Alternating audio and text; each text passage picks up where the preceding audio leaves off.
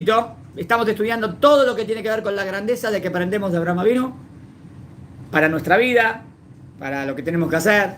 ¿Está bien? Muy bien. Les cuento un cuentito. Dice así. A ver qué les parece. En un reino encantado, bien, conté los cuentitos, donde los hombres nunca pueden llegar, o quizá donde los hombres transitan eternamente sin darse cuenta. Forma cuentito. En un reino mágico donde las cosas no tangibles se vuelven concretas, había una vez un estanque maravilloso.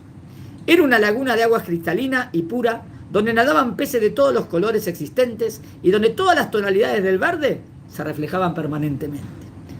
Hasta ese estanque mágico y transparente se acercaron a bañarse, haciéndose mucha compañía. ¿Quién viene a bañarse al estanque? La tristeza y la furia. La tristeza y el enojo. Los dos se quitaron sus vestimentas y desnudos los dos entraron al estanque. La furia, apurada, como siempre está la furia, urgida sin saber por qué, se bañó rápidamente y más rápidamente salió del agua. Pero la furia es ciega, o por lo menos no distingue claramente la realidad. Así que desnuda y apurada se puso al salir la primera ropa que encontró. Y sucedió que esa ropa no era la suya, sino la de la tristeza. ¿Entendieron lo que pasó? La furia, así como es, sale tremendamente, pero se pone la ropa de la tristeza. Y así, vestida de tristeza, la furia se fue. Muy calma y muy serena, dispuesta como siempre a quedarse en el lugar donde está. Como la tristeza, está triste, todo. La tristeza terminó su baño y sin ningún apuro, o mejor dicho, sin conciencia del paso del tiempo, con pereza y lentamente salió del estanque. En la orilla se encontró con que su ropa ya no estaba. Como todos sabemos, si hay algo que a la tristeza no le gusta, es quedarse al desnudo. Así que se puso la única ropa que había junto al estanque, la ropa de la furia. Cuentan que desde entonces muchas veces uno se encuentra con la furia, ciega, cruel, terrible y enfadada. Pero si nos damos el tiempo de mirar bien, encontraremos que esta furia que vemos es solo un disfraz, y que detrás del disfraz de la furia en realidad está escondida la tristeza. Muy bueno, ¿no? Es psicológico el cuento. Significa que a veces cuando vos ves a una persona así, vos decís, pero ¿por qué es tan malo? ¿Qué le pasa? Vos por dentro tiene una tristeza tremenda, y esa es la manera de proyectar, no sé, pero tiene mucho en común. O sea que la tristeza tiene que ver con la furia. Hay que ver por qué en el cuentito no hizo también la parte al revés. ¿Podía haberla traído o no? ¿Por qué lo cortó ahí el autor del cuento? O sea, ¿cuál fue la que fue disfrazada? La tristeza está disfrazada de furia. Y digo que la furia fue disfrazada de tristeza. No, ¿cómo fue? Se me perdí acá. La furia tenía la vestimenta de tristeza. No, porque no sé si es al revés necesariamente. Si yo vería una persona triste, ¿es porque dentro está furiosa? No necesariamente. Por eso me parece que no lo hizo así. Hizo la primera parte, ¿vieron? Hizo que uno cambió para meter el cuentito que al final lo que quiso decir es que una persona furiosa puede ser que por dentro esté muy triste. Y por eso es así. ¿Entendieron? Está bueno el cuento. Hay otro más. Háganme acordar que es el segundo. Tengo el segundo cuentito. Va. Abraham Avinu. El revolucionario descubrimiento de Abraham Avinu. A ver, si yo les pregunto a ustedes, ¿cuál es la máxima, el más descubrimiento de Abraham? ¿Cuál es? ¿Qué dirían? El máximo descubrimiento, ¿qué dirían? ¿El primer monoteísta? ¿Qué es Abraham? No, muchos dicen, el primer monoteísta. O sea, monoteísta es que cree en un Dios único. ¿Podemos decir, es el primero que cree en un Dios? No. ¿Por qué no? Noah también cree en un Dios, ¿no? Entonces no es el primero. ¿Y Adán Arillón? Entonces no es el primero. Entonces ¿por qué siempre decimos que es el primero? No, porque en la época de Abraham todos eran idólatras. Y Abraham de nuevo enseña al mundo que hay un Dios. En ese sentido sí, pero sería volver a empezar. Empieza de nuevo, no que es el primero. El primero en transmitir la idea. Claro, a lo mejor el punto de que marca la grandeza de Abraham no es por ese lado, es no porque él cree en un Dios único, porque él es el que enseña a toda la humanidad. No se queda con su... Está bien, pero van a ver que el rap quiere decir algo más todavía. Vamos a ver. Abraham Avinu fue el descubridor del monoteísmo. En ese sentido, sí, en ese entonces. Cuando toda la civilización humana creía en muchos dioses, Abraham entendió que existe un solo Dios. Pero esto es una parte de la historia. La revolución de Abraham no consistió solo en la negación del politeísmo. ¿Qué es politeísmo? Muchos dioses. No, la negación de eso. No solo eso. Además de haber concebido la unidad de Dios, que Hashem es todopoderoso, que ninguna fuerza de la naturaleza está fuera de su control. ¿Hay algo que Dios no controle? Dios controla todo. Que Hashem es invisible. ¿Qué quiere decir? Que Dios no tiene cuerpo ni forma. El mayor descubrimiento de Abraham, creo yo, acá viene el Hidush Larra, fue que Hashem se interesaba por él. Sí, un segundito que voy a firmar unas.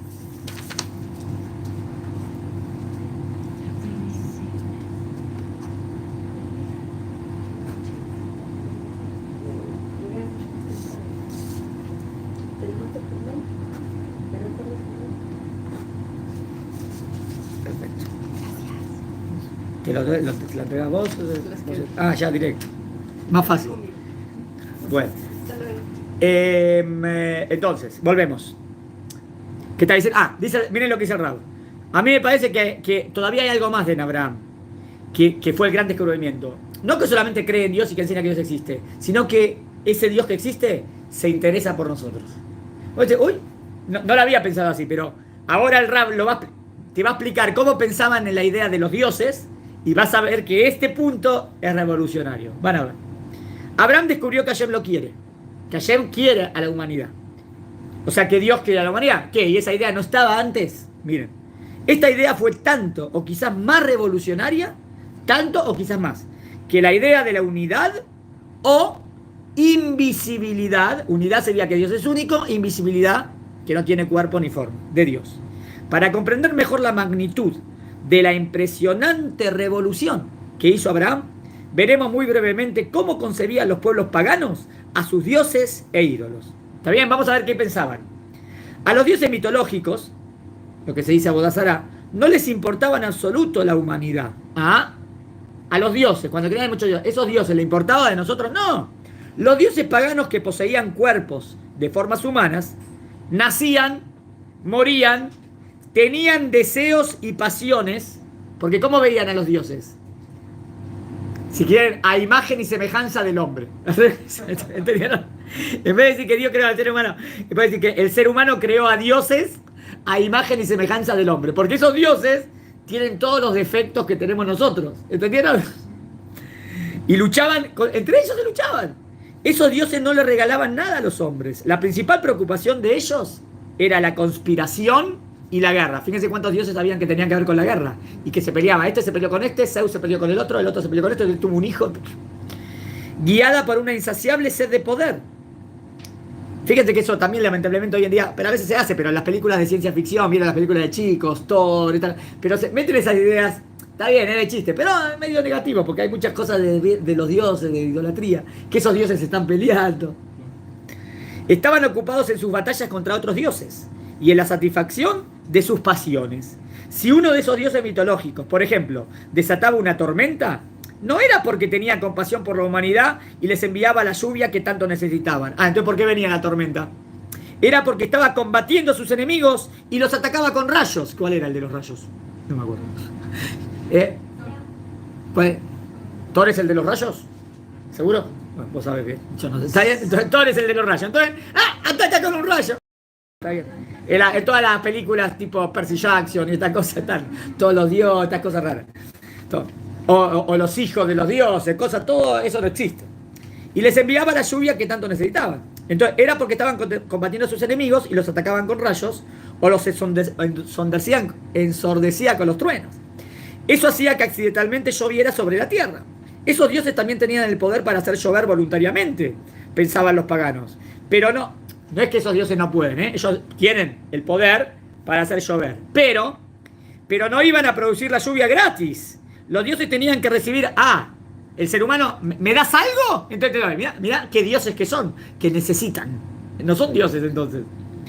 Los dioses tenían que recibir algo a cambio. Los sacerdotes paganos decían, por ejemplo, que si alimentaban a los dioses o si sacrificaban 10 guerreros, los dioses absorbían el espíritu y el poder de los guerreros. Miren qué tontería, ¿no? Porque el ser humano es falible, es pasajero, y el Dios ese necesita la fuerza de ese guerrero. Es una tontería totalmente. Los dioses absorbían el espíritu. Y a cambio de este sacrificio, quizás harían llover.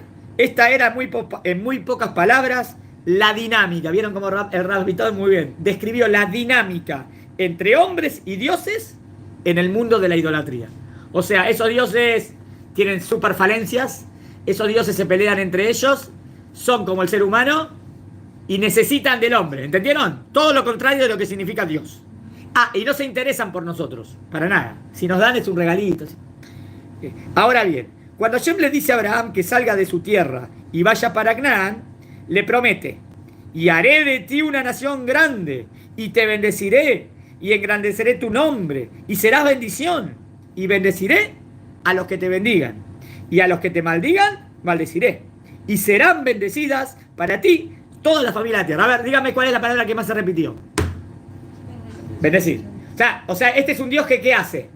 Es un Dios que bendice. Es un Dios que da. Y que, obvio, si vas en el camino correcto, te da. ¿Entienden? O sea, se interesa por nosotros. Esto es una revolución, dice el Rab. Hashem bendice y no pide nada a cambio. No digo, yo agregaría que, obvio, si vas en el camino de Hashem. Pero verdad, acá cuando le dijo a Abraham Avinu, le dijo, anda a la tierra de Israel y yo te voy a bendecir. ¿Mejor? ¿Y por qué Hashem? O sea, ¿qué quiero decir? Y no pide nada a cambio. No necesita nada. Porque de verdad, Dios no necesita nada. Dios da, no necesita. Más cuando Dios nos da las mismotes para nosotros. ¿Entienden? Dios da. ¿Y por qué Hashem no me bendice? Habrá pensado Abraham. ¿Por qué Hashem me ayuda? ¿Qué querrá que yo haga por él? Luego Abraham tiene un enorme problema. Su esposa secuestrada por el hombre más poderoso de Egipto. ¿Se acuerdan? El faraón, en esta peralla. Al final Hashem rescata a Sara. Y ya de regreso a Eres Israel, cuando el episodio del secuestro de Sara llega a un final feliz, Abraham se da cuenta de que fue Hashem quien lo protegió, incluso sin que Abraham se lo haya pedido. Hashem cuidó de él. La verdad, ¿se acuerda de algún pasú que Abraham vino? No digo que Abraham no puede ser que Abraham pidió y no está escrito, pero ¿se acuerdan del pasú que Abraham pide? No hay. Cuando la secuestran a Sara, no veo un pasú. ¿Cómo que? Como a lo mejor, no sé si a Dios se le pide, pero Dios lo salvó a Abraham, ¿no? ¿Qué aprende Abraham? Hashem cuidó de él y de su esposa Sara, incluso sin que Abraham lo supiera. ¿Está bien? Maguen, ¿cómo decimos en la mirada? Maguen Abraham, el protector de Abraham. Que es cuando Hashem nos cuida sin que nos demos cuenta. Sigo del otro lado. ¿Por qué Hashem se interesa por mí? Debe haberse preguntado Abraham. Vamos a intentar una explicación. ¿Está bien? Entonces, ¿cuál es el gran descubrimiento? Abraham entiende que Dios Todopoderoso quiere a la creación. Dios nos quiere. Y Hashem nos cuida también va relacionado con lo que cuando vamos delante de él y él atrás de nosotros. Claro, como dijimos antes, si vamos delante de él, sí, cuando explicamos antes ir delante de él. ¿Está bien? Y Hashem iba.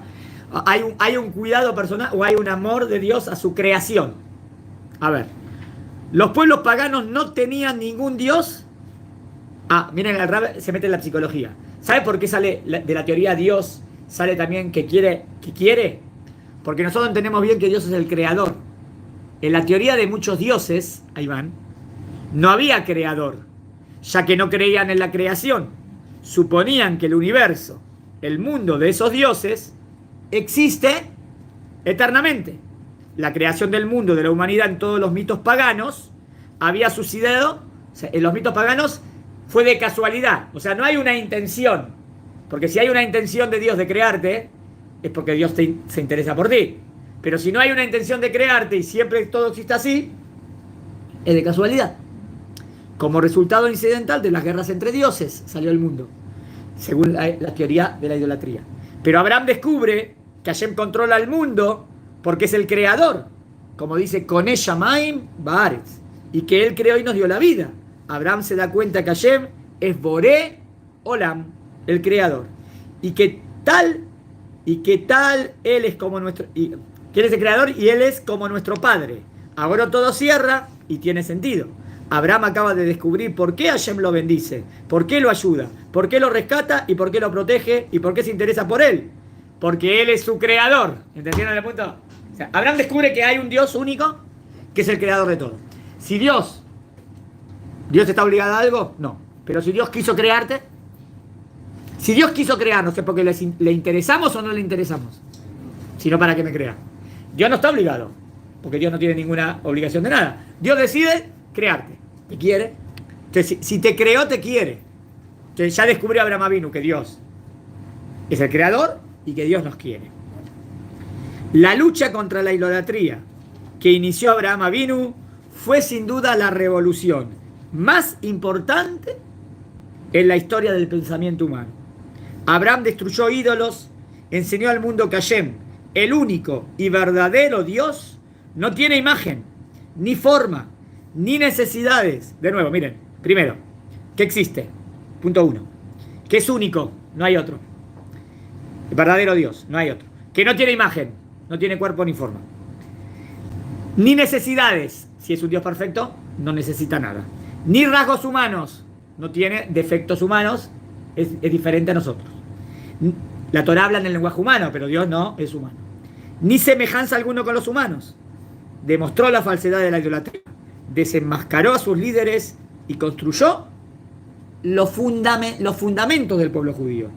Pero el mayor descubrimiento de Abraham Avinu fue que Hashem nos quiere. ¿Cómo? Como un padre a sus hijos. Buenísimo, está bien, fuerte. Y podemos decir... se me hizo torcido todo el tiempo. Estaba torcido.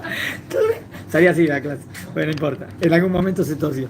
Entonces, algo más quería decir. De ahí también salen los 13 principios. Claro, los 13 principios de fe, de la perfección de entender que Dios es lo máximo, lo más verdadero. Pero esto es genial. Había algo que se me ocurrió que era ¿cuál es el error? Presta atención. En el cristianismo, más allá que la idea de Dios no está clara en el cristianismo, pero digamos que tiene una idea básica de Dios. Pero después van a pasar a que Dios es y Dios es amor. Digamos, sí, porque amor es dar y todo. Pero en el cristianismo, ¿cuál es la falencia? Que se van a quedar todo con amor y acá no está el tema y la palabra justicia va a desaparecer. O sea, en el judaísmo hay justicia. Dios maneja el mundo, obvio, con mucha misericordia y justicia. Y también hay recompensa y castigo. En ello va a ser amor.